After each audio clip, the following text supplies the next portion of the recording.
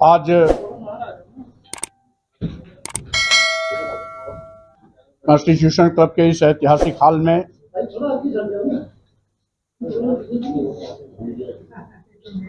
देश के सभी और राजनीतिक पार्टियां जो बाबा साहब डॉक्टर भीमराव अंबेडकर मानवर काशीराम जी के सामाजिक परिवर्तन आंदोलन पर संचालित की जा रही हैं, उन सभी राजनीतिक पार्टियों के राष्ट्रीय अध्यक्षगण महोदय को हम धन्यवाद देते हैं कि इन्होंने भारतीय बहुजन अलायंस की घोषणा की जिम्मेदारी मुझ पर सौंपी है और साथ ही साथ आज भारतीय बहुजन अलायंस की आवश्यकता क्यों, यद्यपि अलायंस पहले से भी बहुत बने हुए हैं, फिर भी भारतीय बहुजन अलायंस की आवश्यकता क्यों? इसलिए कि बाबा साहब डॉक्टर अंबेडकर ने इस देश के संविधान को प्रथम राष्ट्रपति डॉक्टर राजेंद्र प्रसाद जी को सौंपते हुए कहा था, यद्यपि राजनीतिक आजादी तो हमें मिल गई है, लेकिन अभी सामाजिक और आर्थिक आजादी लेनी बाकी है। इसलिए आज पूर्व में अभी तक जो भी अलायंस रहे हैं वो यथास्थितवादी ताकतें रही हैं, यथास्थितवाद को पोषक रही हैं, जो सामाजिक और आर्थिक आजादी लाने के पक्षधर नहीं है। इसलिए देश के वो सभी राजनीतिक पार्टियां जो समतामूलक समाज बनाने की पक्षधर हैं, इस देश के सामाजिक परिवर्तन आंदोलन के महानायकों, मुख्यतः सामाजिक परिवर्तन के महानायक ज्योतिबा फुले जी, छत्रपति साहू जी महाराज, सावित्रीबाई फुले, भारतीय संविधान निर्माता परम पूज्य बाबा साहब डॉक्टर अंबेडकर एवं इसके साथ ही साथ पेरियार रामास्वामी नायकर, नारायण गुरु, संत गाडगे तथा मानवर कांशीराम जी के उन सामाजिक परिवर्तन आंदोलन के रास्ते चलते हुए विषमतामूलक समाज का खात्मा कर जो इस देश का सबसे बड़ा भयंकर रोग है, जात पात, छुआछूत, ऊंच नीच भेदभाव को खत्म कर समतामूलक समाज की स्थापना करना, सामाजिक आर्थिक गैर बराबरी के खिलाफ संघर्ष कर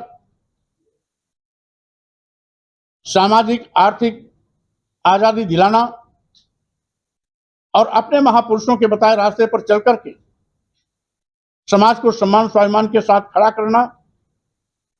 यानी राजनीतिक हिस्सेदारी के साथ साथ सामाजिक और आर्थिक रूप से भी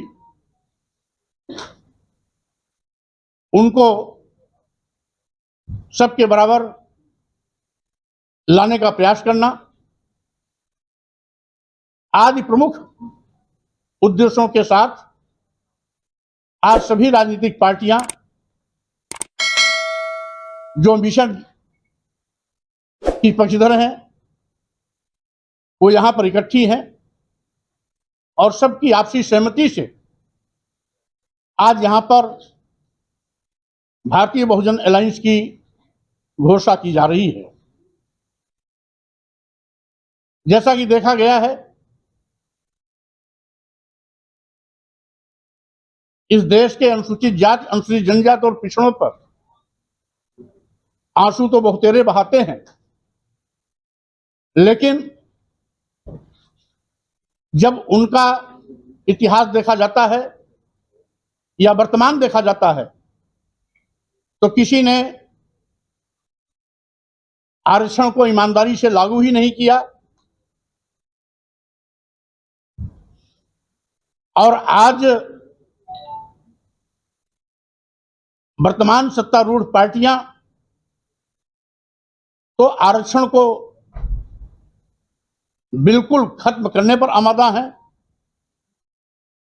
यानी जिस संविधान की शपथ लेकर के संवैधानिक पदों पर चुन करके प्रधानमंत्री और मुख्यमंत्री के रूप में बैठे हुए हैं,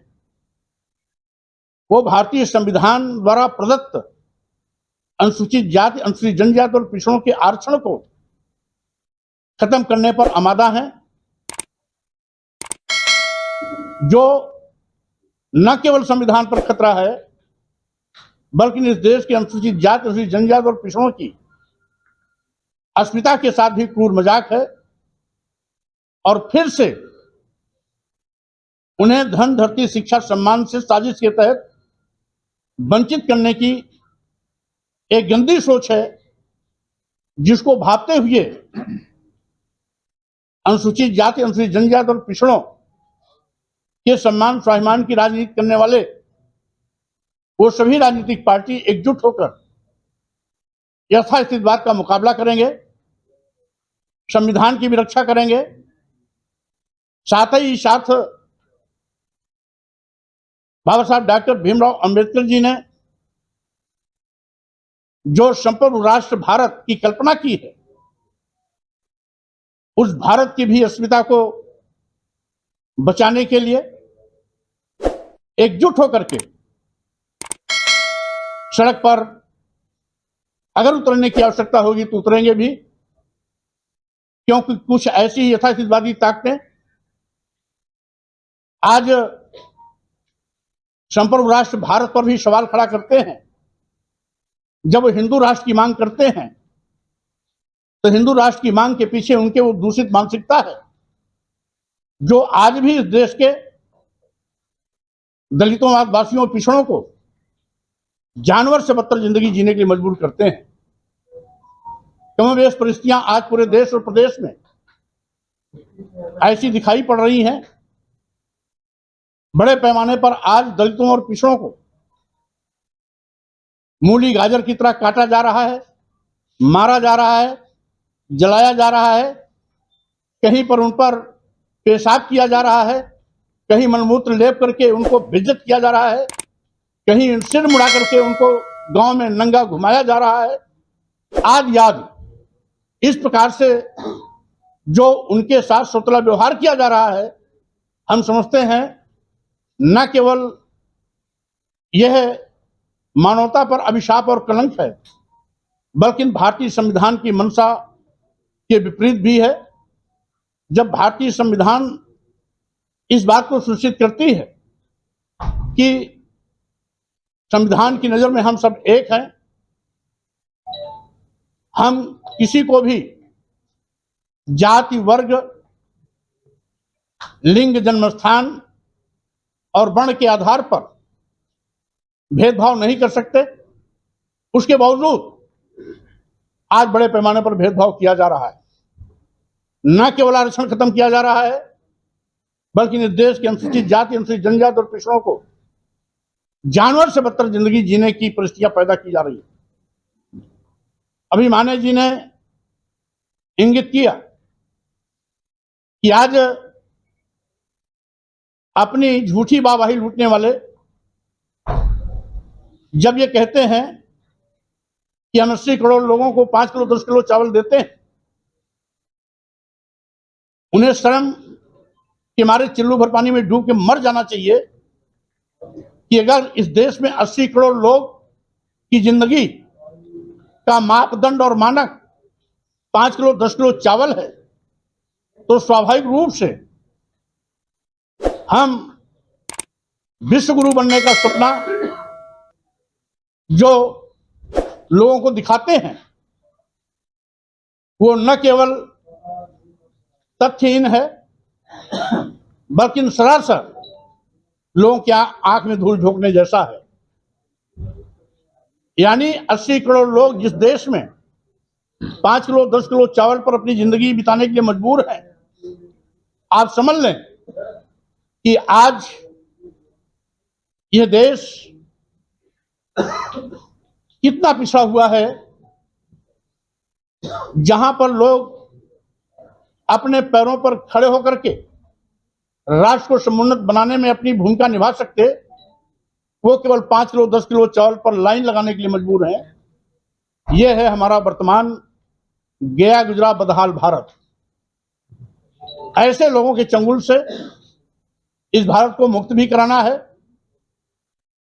आरक्षण को 100% लागू करा करके अनुसूचित जाति, अनुसूचित जनजाति और पिछड़ों के अधिकार को दिलाना भी है। भारतीय संविधान की मंशा के अनुरूप इस भारत को बनाने के लिए हम सबको एकजुट होकर काम भी करना है और साथ ही साथ सामाजिक आर्थिक आजादी भी लेना है। राजनीतिक हिस्सेदारी तो मुख्य मकसद हमारा है ही, क्योंकि मानवर कांशीराम जी कहते थे कि सत्ता वो चाबी है जिसके माध्यम से सभी प्रकार के दरवाजे खोले जा सकते हैं। अगर सामाजिक आर्थिक आजादी लेनी है तो भी सत्ता के माध्यम से ही वो संभव है। इसीलिए आज भारतीय बहुजन अलायंस की आवश्यकता पड़ी है, जो हमारे देश के तमाम राजनीतिक पार्टियों के राष्ट्रीय अध्यक्षों ने बहुत ही विचार मंथन, आपसी विमर्श और बहस करने के बाद तय किया कि ये देश की आवश्यकता है, समय की आवश्यकता है। साथ ही साथ जो आज 90% आबादी है, उसके हकों पर डकैती 10% लोग डाल रहे हैं, उससे लोगों को मुक्ति दिला करके समानुपातिक हिस्सेदारी भी इस देश के बहुजन समाज को दिलाने का काम करना है। इसी नियत से भारतीय बहुजन अलायंस की घोषणा की जा रही है। आज देश हो या प्रदेश हो, तमाम ऐसे छद्मवेशी लोग भी हैं जो दलितों और पिछड़ों की दुहाई तो देंगे, लेकिन मौका आने पर उनका गला काटने से भी बात नहीं आते, यानी आरक्षण खत्म करने से भी उनको संकोच नहीं लगता। विशेष रूप से डबल इंजन की सरकार जब से बनी है, अनुसूचित जाति, अनुसूचित जनजाति और पिछड़ों का जो भारतीय संविधान द्वारा प्रदत्त आरक्षण है, उसे पूरी तरीके से खत्म किया जा रहा है। निकाले गए सभी सरकारी विज्ञापन इसके प्रमाण हैं।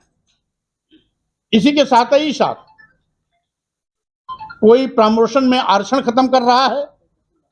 तो कोई आरक्षण को ही पूरी तरीके से खत्म करने पर आमादा है, और कोई अघोषित रूप से आरक्षण के प्राविधानों को लागू न करने का पाप करके इनडायरेक्ट वे में वो भी अनुसूचित जाति, अनुसूचित जनजाति और पिछड़ों का हक मानने की कोशिश करता है। इसीलिए इन सभी बिंदुओं पर बहुत ही गंभीरता और गहन विचार करने के बाद आज आप सभी लोगों के सामने भारतीय बहुजन अलायंस की घोषणा की जा रही है। हम समझते हैं हम लोग संयुक्त रूप से मिलकर के आगे काम करेंगे और साथ ही साथ एक दूसरे के सहयोग से इस देश के अनुसूचित जाति, अनुसूचित जाति और पिछड़ों के न केवल सम्मान स्वाभिमान की रक्षा करेंगे, बल्कि संविधान की भी रक्षा करेंगे और यथार्थवादी ताकतों को धूल चटाने के लिए हम आगे मजबूत संघर्ष के साथ अपने इस अलायंस की उपस्थिति भी दर्ज कराएंगे। इन्हीं शब्दों के साथ में मैं सभी राजनीतिक पार्टी के राष्ट्रीय अध्यक्षों को पुनः धन्यवाद देता हूं और साथ ही साथ विश्वास और अपेक्षा भी करता हूं कि आज जो भारतीय बहुजन अलायंस की घोषणा की जा रही है, हम एक सूत्र में बंध करके संयुक्त रूप से बाबा साहब के सपनों को साकार करेंगे, मानवर कांसीराम के सामाजिक परिवर्तन आंदोलन को आगे बढ़ाएंगे, इस देश के उन तमाम सामाजिक परिवर्तन के महानायकों को उनके विचारों पर चल करके समता मूलक समाज बना करके भारत राष्ट्र को सशक्त और मजबूत बनाने का काम करेंगे। बहुत बहुत धन्यवाद। जय भीम, जय भारत। हमारी हर वीडियो सबसे पहले देखने के लिए चैनल को सब्सक्राइब करके दबाएं बेल आइकॉन।